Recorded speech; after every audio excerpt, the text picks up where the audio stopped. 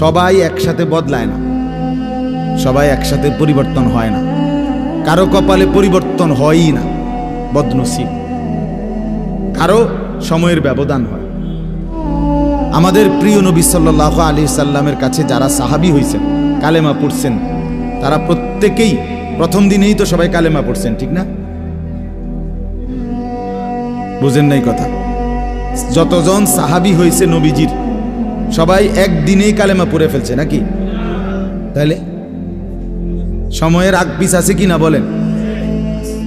কেউ প্রথম দিন কালেমা পড়ছে, কেউ 21 বছর পরে কালেমা, কেউ 22 বছর পরে কালেমা পড়ছে। তো যিনি 23 বছরের মাথায় কালেমা পড়ছে তিনিও কামিয়াব, যিনি প্রথম দিন কালেমা পড়ছে তিনিও কামিয়াব, সৌভাগ্যবান। এজন্য বুঝ আসবে, এর মধ্যে আকপিস হবে। সবাই একই দিনে জোনায়েদ বাগদাদি হবে না, সবাই একদিনে বাইজিদ বোস্তামি হবে না, সবাই একদিনে রাবেয়া বসরি হবে না। সময়ের ব্যবধান হবে, আকপিস হবে।